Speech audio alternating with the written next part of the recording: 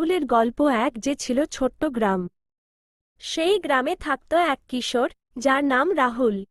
রাহুলের দিন চলত খুব কষ্টে, না ছিল তার ভালো কোনো জামাকাপড়, না ছিল দুবেলা পেট ভরে খাওয়ার মতো খাবার।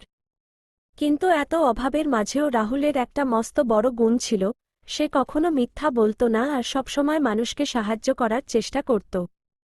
একদিন গ্রামের রাস্তা দিয়ে হাঁটার সময় সে হঠাৎ দেখল রাস্তার ধারে একটা পুরনো থলে পড়ে আছে। কৌতূহল নিয়ে থলেটা খুলতেই রাহুলের চোখ ছানাবড়া। ভেতরে অনেক অনেক টাকা। রাহুল এক মুহূর্তের জন্য থমকে গেল। সে ভাবল, এই টাকাগুলো দিয়ে তো আমি আমার সব অভাব দূর করতে পারি, অনেক কিছু কিনতে পারি। কিন্তু পরক্ষণেই তার মনে হল, না, এটা তো আমার উপার্জিত টাকা নয়। অন্য কারো কষ্টের ধন নিজের কাছে রাখা একদম ঠিক হবে না।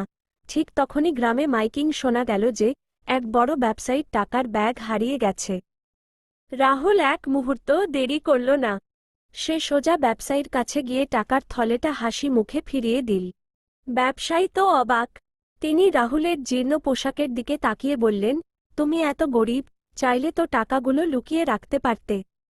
কেন ফেরত দিলে?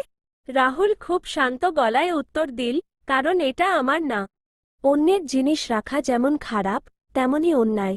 ব্যবসায়ী রাহুলের এই সততায় এতই মুগ্ধ হলেন যে তিনি তাকে অনেক পুরস্কার দিলেন এবং রাহুলের সারা জীবনের পড়াশোনার সব দায়িত্ব নিজের কাঁধে নিলেন।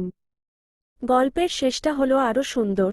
সেই অভাবী রাহুল বড় হয়ে একজন অত্যন্ত সফল এবং পরোপকারী মানুষ হল।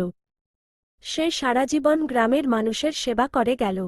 শিক্ষা: সততা আর ভালো কাজ কখনো বৃথা যায় না, এর ফল মানুষ একদিন না একদিন ঠিকই পায়।